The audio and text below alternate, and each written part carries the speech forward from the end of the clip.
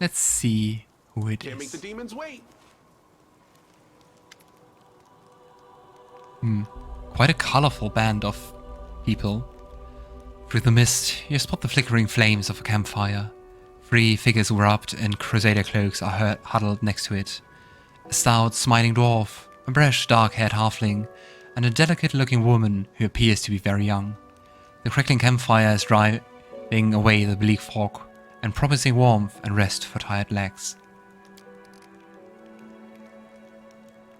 The music is just so nice. Like calm, but with a hint of eeriness.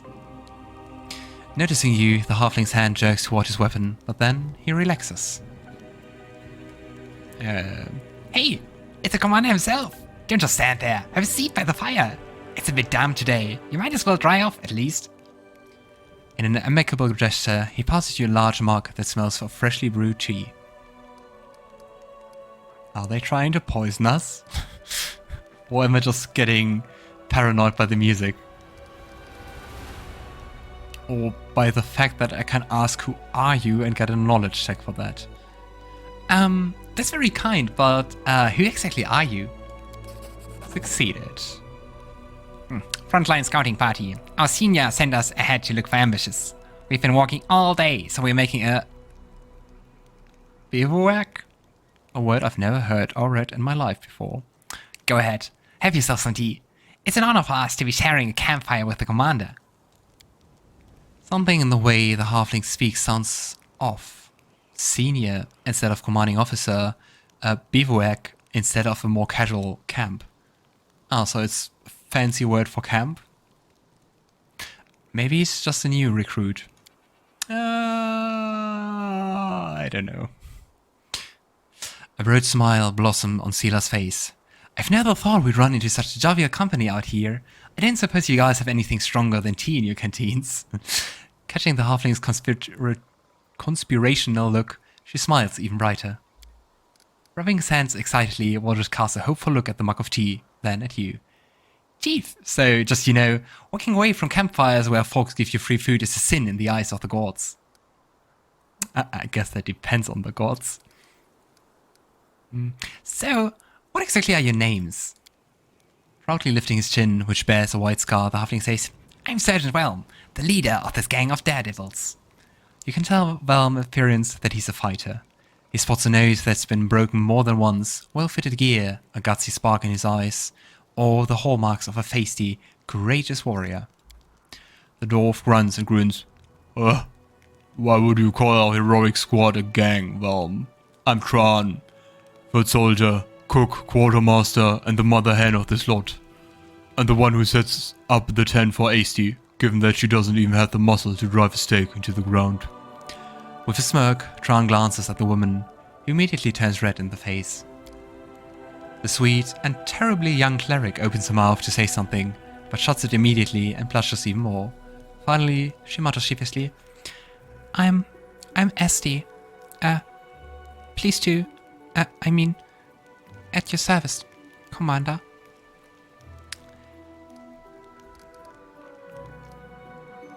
Yeah, Logan looks around to make sure that this place is actually safe.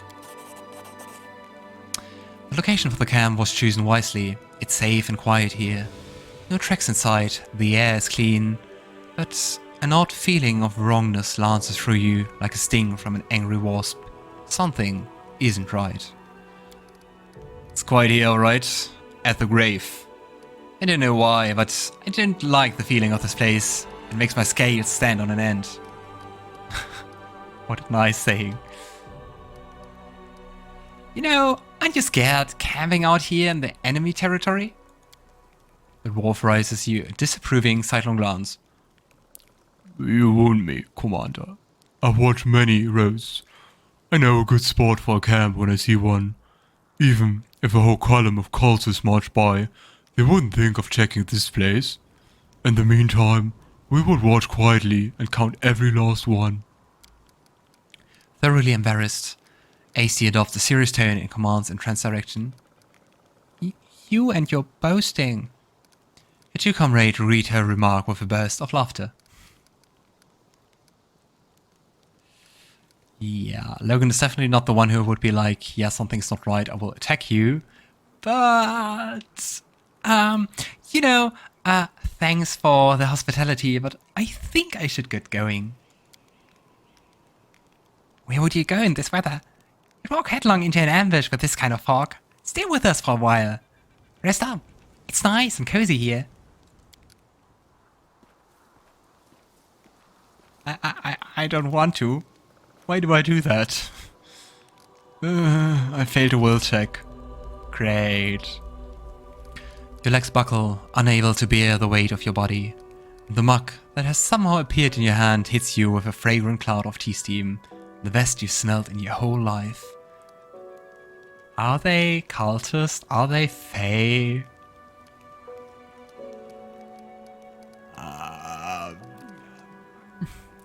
Where exactly did you get such an extraordinary tea? Yeah, better rules. That's, by the way, very typical for me, even when playing regular D&D, to like usually exceed at like lore checks or something like that, which I really enjoy. But like, if you have to make a wisdom save or something, no.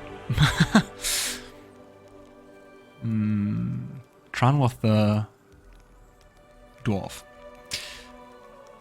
I can tell the commander knows more about cooking than some. Tran leans over to you and says weightedly, "It's Cat Holly. I bought it from a merchant from Absalom. We have every coin though, huh?" Cat's Holly. The name sounds vaguely familiar, but you've never heard it of being used in cooking. You seem to recall that it causes delirium. Apparently, being this far away from the discipline of strict officers, the scouts decided to indulge in some, let's call it, heavy dreams. No, we're not gonna do that. And since they seem to enchant us... Yeah, no, Logan is not as peaceful as Favino is. Something is not right. Attack! Smirking brazenly, the halfling licks his lips with a surprisingly long, pustule-covered red tongue. Would you look at that? He did buy it. Enough of this masquerade then, everyone. No more games. The figures by the fire ripple and transform. 3 grey-haired and dark-skinned elves watch you with mocking sneers. Oh, it's Drow. Their twisted, grimacing faces look demonic. From the haze, more previously unseen shadows materialize. They are all just as loathsome and unsettling. The campfire emits a sickly sweet, intoxicating smell, and in the small kettle you see some slimy mushrooms swimming in a disgusting, boiling slurry. Who exactly are you? The one who was pretending to be the halfling Val makes a face, mimicking you in an obnoxious voice. Who are you? We are servants of Lord Deskari, and you are the pitiful insect that got caught in our web. Just one thing. If you are a servant of Deskari, Lord of Locust, would you use the term insect as an insult? Like, you're basically worshipping a giant insect. Isn't that like something good for you guys? Well, the elf who was masquerading as the cleric Etsy gives you a lecherous smile, enthusiastically dragging her tongue along the blade of her dagger. Did you like sweet little Etsy? Did you want to play with her in your tent? You monsters!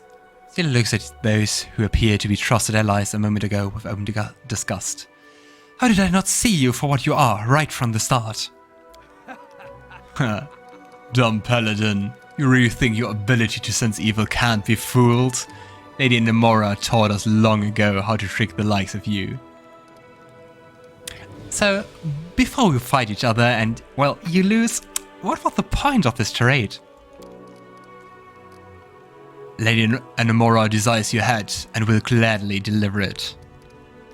Who is that? It's a name to remember, if you remember names. The elf, whose voice as Tran was so convincing, let out a repulsive snicker. You think I am at your mercy? We'll see who the real prey is. I love it when prey tries to fight back. Yet another obstacle. I mean, it's also not the best start for me to be in the front lines. But what can you do? You've crossed the wrong mongrel. Come on, friends, help me. Scorching ray.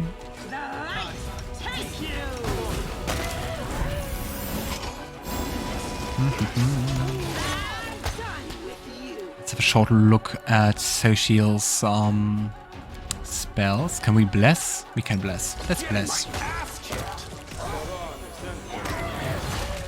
There are even more. Try this again. You won't survive. And I'm down.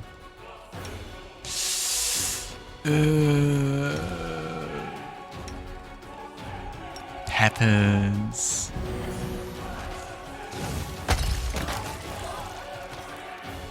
Nice. Just minor casualties. Just the commander going down. Quiver of cold iron ammunition. And a new... a masterwork composite longbow. Yeah, I think the rest is quite lame, to be honest. But we can loot some things to make more croissants. I hope you can make pizza in this game. I don't know. It's just fun. It's not even something I like eat all the time. I like to eat pizza, but I don't know. I like it when you can make pizza in games. Like in Original Sin 2. Let's heal up a little bit. Oh. And this is just so much nicer to heal compared to always having to use cure wounds and everything. What's going on here? The world has suffered. And I mean, if we want to just heal one person, we still have cure wounds. I'm here all week. Alright. I'm wondering if our quest about the drow updated. Not really. The question is if Kaelessa is like one of them, or if she's not, and it's just typical drow racism. Can't hide from me. Alright, let's go back to the enchanted forest with the nightingales.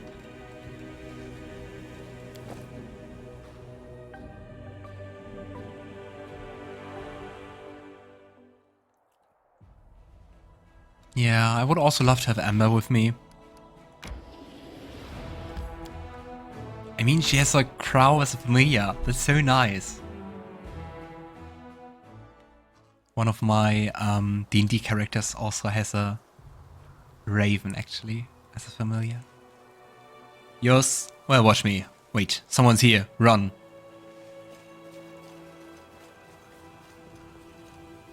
Nobody's running. Draw your weapons and fight, you cowards, or I cut you down myself. Who's that gnome? He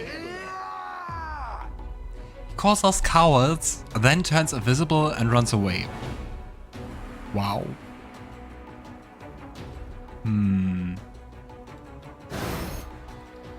Ah, Ulbrig is still in his Griffin form.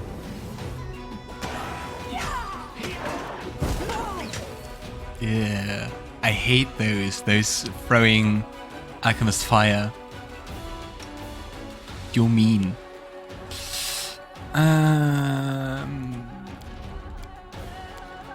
Let's just bless and focus him with all our range casters.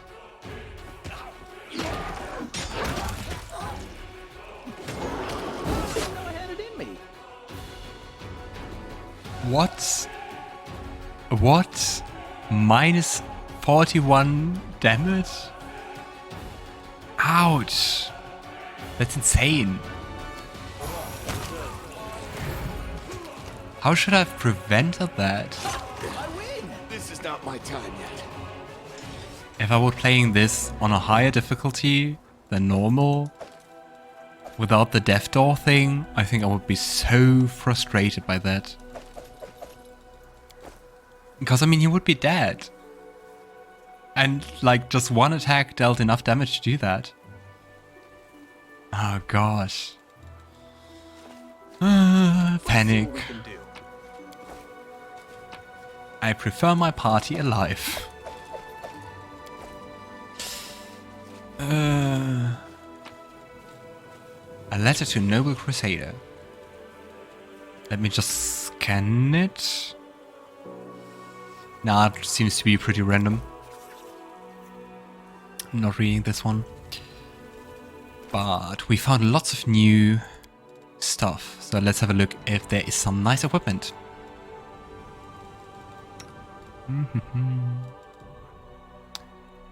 Composite masterwork on health +1.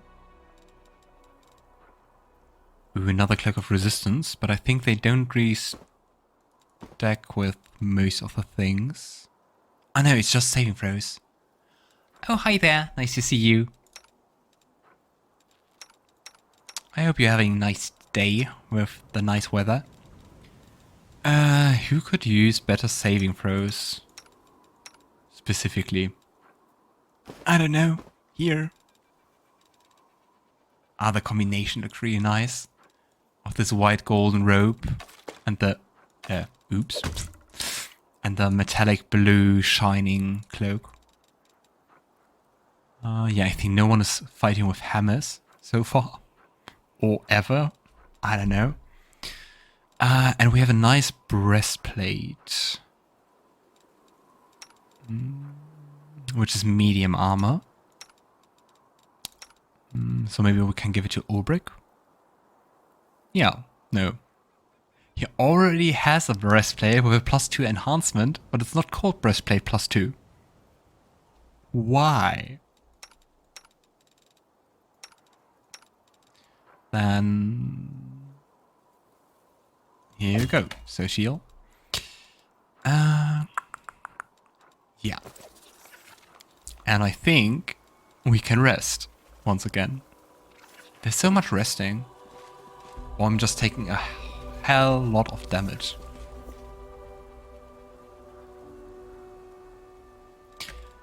Alright. Master Cook. More glowing croissants.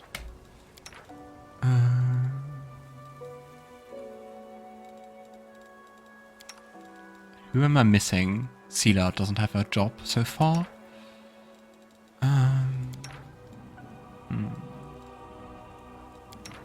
Oh, and we have no one really qualified for protective rituals, so Sosiel's doing that. A +1 on perception.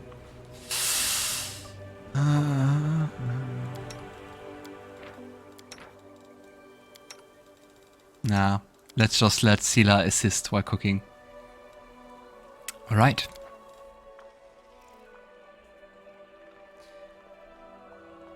Time for my daily assimilation training.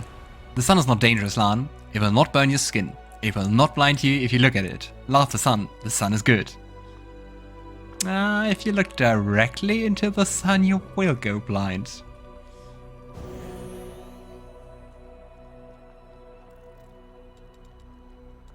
Hey, I think it was the first time our protective rituals actually worked. And really lessens the impact of the corruption. Oh. After picking up his belongings after the night's camping, Sosiel finds a place to sit, then pulls out a travel sketchbook and charcoal pencil.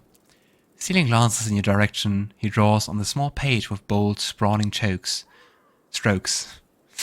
His expression shifting between smiling and frowning.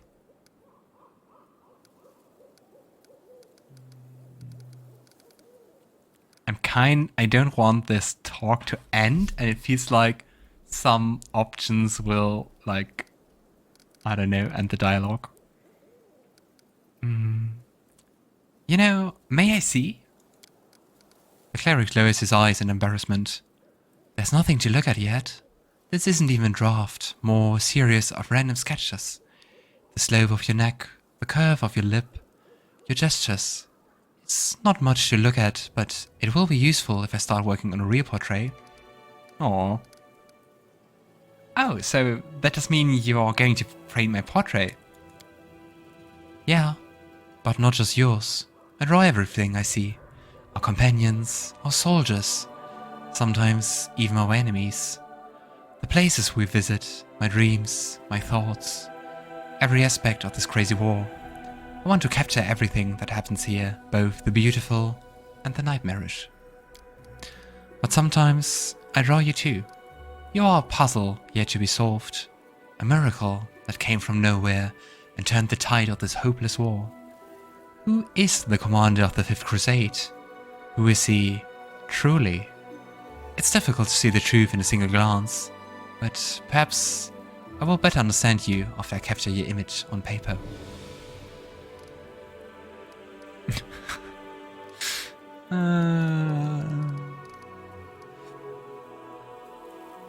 Do you know that when you play games and you read an answer option and you're like, with which, I don't know, mood or drift to my voice do I say that? Because like you're always sketching why can be curious, but can also be very accusing or even disapproving, and I hope it's curious. You're always sketching. Why is that? The world around us is so unstable, especially now during the war. A friend's smile, the curve of a tree, the glow of a fire. If we do not preserve them, the rare moments of beauty we still have will be lost in the flow of time. I mean, maybe a stupid question, but don't you just trust your own eyes and memory? And you do trust them. Memory is deceptive. Try to remember something after a year, maybe even after a day, and what you recall will differ dramatically from what you saw in the moment. But it's not just a matter of memory. Lost in thought, the cleric fiddles with a pencil. You can't see the full picture with your eyes alone. Drawing allows me to see things from a different angle. Sometimes I will find new meaning, even in the most mundane things. That's a really beautiful way to see the world and see drawing as a means to portray that. But I mean, I guess that's pretty typical for a Shelyn Cleric. Ah, come on, I want to flirt. A portrait? Oh, that's so romantic. Would you like me to pose for you in private sometime? Flinching in embarrassment, Social drops his pencil. Without looking at you, he reaches for it with a trembling hand. Oh. The pencil again slips out of his grasp. Finally, once he has mastered his emotions, he smiles at you. Of course, if only if you'd allow me. That would be absolutely wonderful. Aww. Well, I won't bother you anymore. Social smiles, nods, and gets back to his work. Ah, he's so cute. Made me like one of your French girls. Here we go. I think it was a bit more cute, at least of him. Maybe not of me. Is that it? That's everything that happened here? I was kind of expecting more. But hey, I get loot. So who am I to complain? I can handle it.